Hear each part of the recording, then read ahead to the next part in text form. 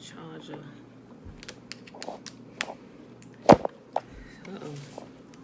Top of the day, beautiful people. Top of the day.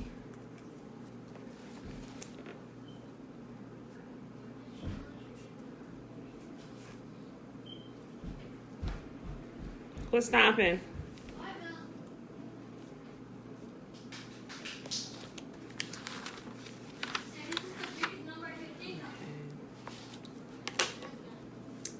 Alright, beautiful people. I hope you enjoyed a peaceful sleep last night. I did. I really did. And I thought I was going to get a couple extra hours of sleep today, seeing that, you know, it is Saturday. But all the children are up. All of them. Every single last one of them. They're all up in the living room. So let me just go ahead and apologize ahead of time if y'all hear them being loud this morning. So, happy Saturday, Betwabu, Alicia, y'all, Tiffany, hey girl, hey. Okay, y'all. Nope, wrong button.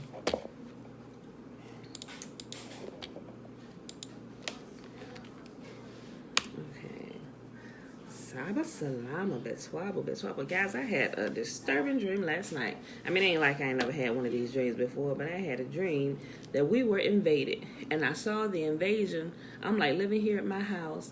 I saw the invasion from here, but I saw it like, I know which, here where I live at, the sun rises in the east over the tennis court, right? And the sun sets in the west over towards this end. I saw it happening in the west, like in the sky. Like it was like nighttime over here, but it was light over there. But so much so because all these aircraft lit up the sky, right? Because at first we didn't see it. Then I just started seeing helicopters. I'm like, that is really odd. That is really strange. And in my dream, I said it looked like the same helicopters that I seen in my dream. So as we seen them, then they started to multiply. Then the helicopters disappeared and a different type of aircraft were flying in the sky all in the west. And about this time, my sister, and it seemed like some more people and some family was at my door. And I said, what is that? And no sooner than I said, what is that? My sister, Alicia, she said, it's an invasion. She said it just like that. She said, it's an invasion.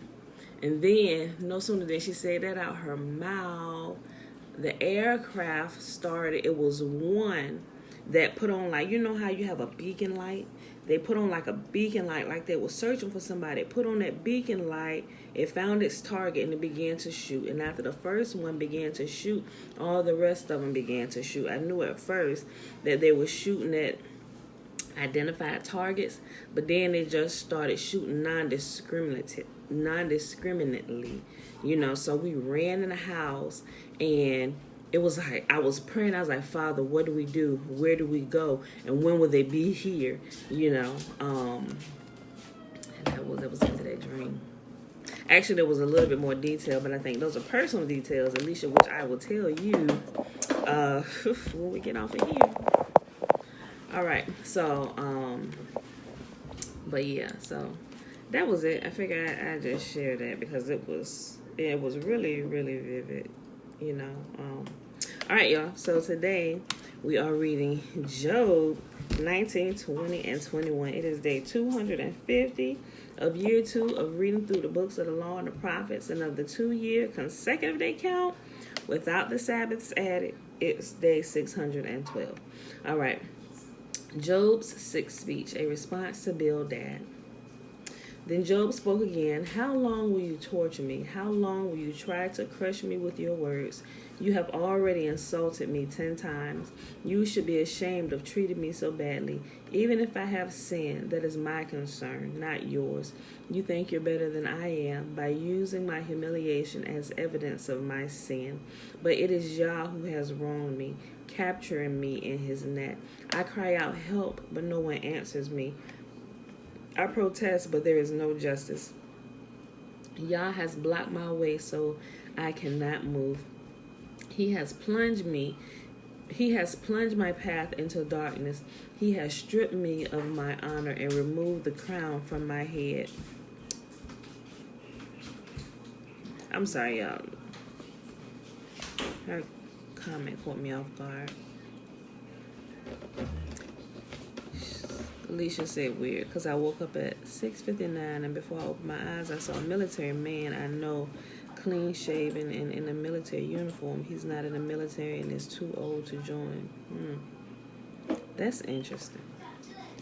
That's interesting. We're gonna chat after this because I gotta tell you these other couple things, which I think were specific to you. That's why I didn't share it. You know, it's nothing bad, but I think it's really specific to you. Okay. Verse 7, I cry out help, but no one answers me. I protest, but there is no justice. Yah has blocked my way so I cannot move. He has plunged my path into darkness. He has stripped me of my honor and removed the crown from my head.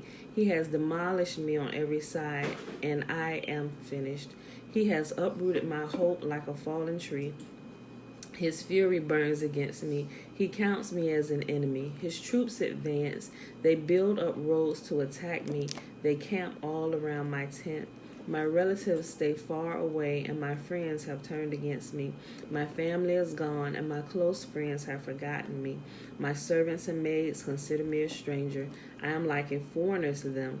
When I call my servant, he doesn't come. I have to plead with him. My breath is repulsive to my wife. I am rejected by my own family. Even young children despise me. When I stand to speak, they turn their backs on me. My close friends detest me. Those I love have turned against me. I have been reduced to skin and bones, and have escaped death by the skin of my teeth. Have mercy on me, my friends, have mercy, for the hand of Yah has struck me. Must you also persecute me like Yah does? Haven't you chewed me up enough? Oh, that my words could be recorded. Oh, that they could be inscribed on a monument, carved with an iron chisel and filled with lead, engraved forever in the rock. But as for me, I know that my Redeemer lives, and he will stand upon the earth at last. After my body has decayed, yet in my body I will see Yah. I will see him for myself. Yes, I will see him with my own eyes. I am overwhelmed at the thought. How dare you go on persecuting me, saying it's his own fault? You should fear punishment yourselves, for your attitude deserves punishment. Then you will know that there is indeed a judgment. All right, y'all, Job chapter 20. Zophar's second response to Job. Then Zophar the Naamathite replied, I must reply because I am greatly disturbed. I had to endure your insults, but now my spirit prompts me to reply. I mean, your insults. Didn't y'all come here hollering and screaming because Job looked a mess? Oh my God. We got to sit here with him? Like, seriously, boy, I tell you, some friends are not your friends at all. I'm just saying. Job be getting me riled up, y'all. I'm sorry. The book of Job be getting me really riled up. Okay. Then Zophar the Naamathite replied, I must reply because I am greatly disturbed. I have had to endure your insults, but now my spirit prompts me to reply.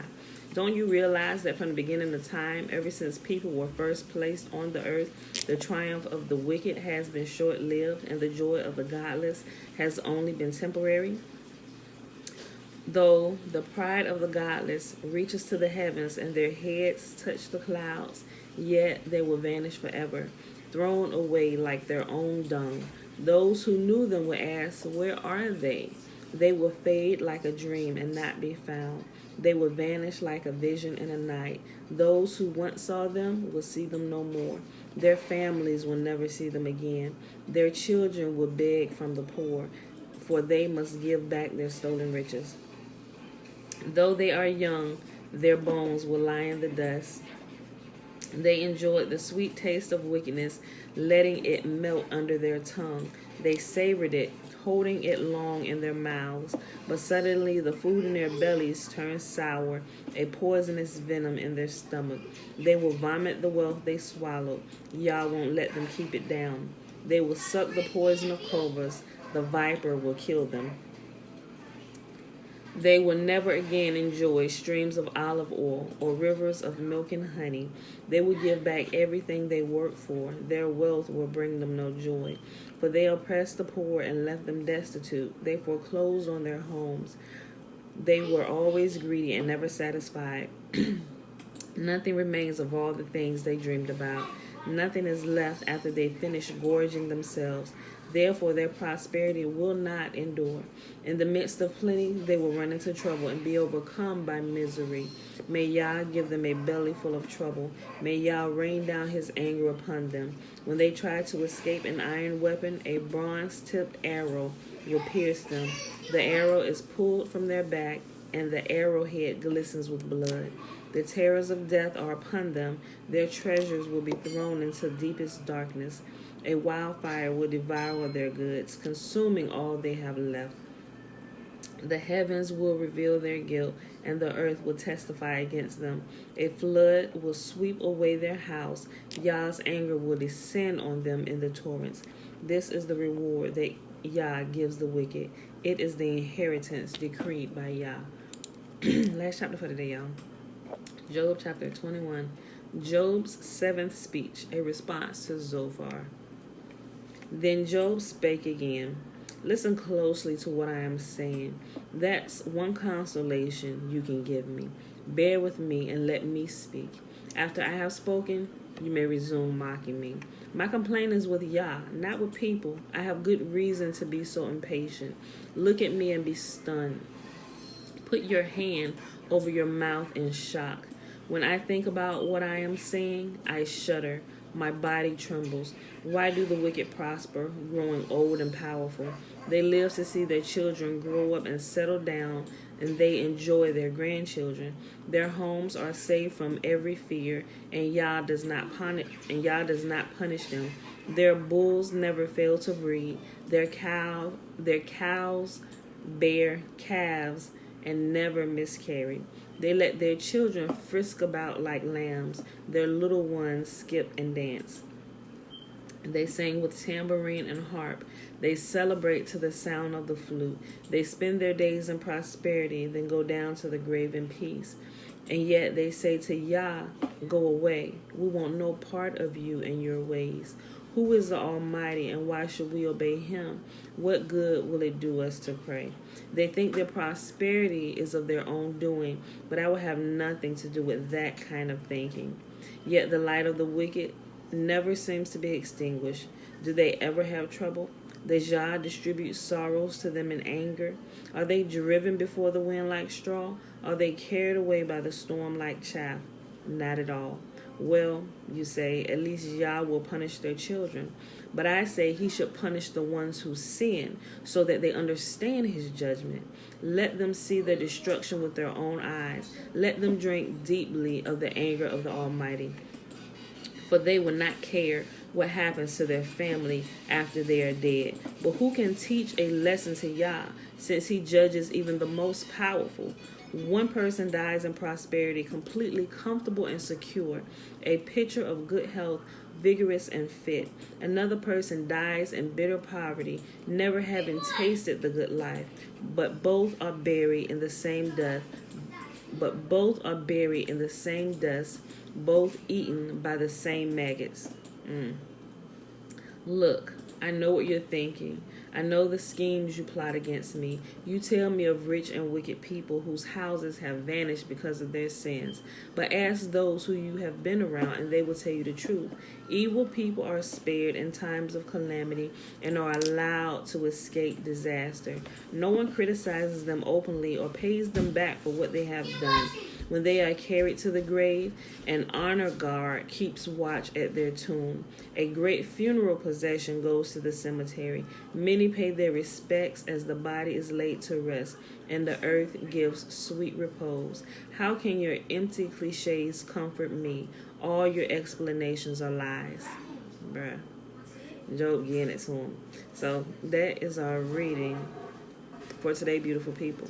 And we will pick it up tomorrow as Eliphaz's response to Job. So, all right, y'all. That was Job 19, 20, and 21, day 250 of year 2 of reading through the books of the law and the prophets of the 2-year count, day 612. Remember, that is the counting of the days of us actually reading and taking out the Sabbath days, which we rested. So if we rested 1 week out of every year, the first year, that's 52 days not added to the count, right? And there will also be 52 days. I'm sorry, it's more than that because of the feast days that are considered Sabbath. So those days we do not read either. So it's more than 52 days. I just thought about it as I was saying. I didn't do the count with the rest days, like the first and the last day of unleavened bread and the first and the last day of Sukkot. Then you have Atonement. Then you have the Feast of Trumpets. So that's 6 extra days. Passover is not, I'm sitting here. Passover, if I remember correctly, Passover is a feast day, but it's not considered a no. Let me not speak too soon. I got to go back and read that. So it's 6 to 7 days possibly. What is it? First fruits. First fruits is not a no work day. I'm gonna get that together. I gotta count, y'all, while I'm sitting here. I'm gonna need to actually pull it up and see. But anyway, it's 612 days without the Sabbaths added in from the last couple of years, so that'll continue growing. But anywho, let's go ahead and do the blessings while I'm sitting here trying to calculate stuff. Numbers chapter what? We've been doing this long enough. Y'all know what a blessing is found. Numbers chapter 6, verses 22 through 27. And Yahuwah spake unto Moses, saying, Speak unto Aaron and unto his sons, saying, On this wise ye shall bless the children of Israel, saying unto them, May Yahuwah bless us and keep us. May Yahuwah make his face to shine upon us and be gracious unto us. May Yahuwah lift up his countenance upon us and give us his peace. And they shall put my name upon the children of Israel, and I will bless them. Whose name? Yah's name. Who will bless us? Yah will bless us. Okay, y'all. Tiffany said, my first time reading Job and NLT, the perspective of that conversation is, yeah, it's crazy, right? It's mind-blowing. It helps you look at it another. It's like listening to them talk in today's language, like, so. But yeah. All right, beautiful people. I love you. I see you bright and early on the morrow, Sunday morning, 7:30 a.m. Eastern Standard Time. Remember, Saturdays and Sundays, if it is not the Sabbath, it is 7:30. I'm letting everybody sleep in or get up 15 extra minutes. So Saturday and Sunday is 7:30 a.m. Eastern Standard Time, and Monday through Friday is 7:15 a.m. If that Sabbath happens to fall during one of the weekdays, we rest on that day and we'll pick it up the next day after the Sabbath. All right, y'all. Love you. See you bright and early in the morning. Boop.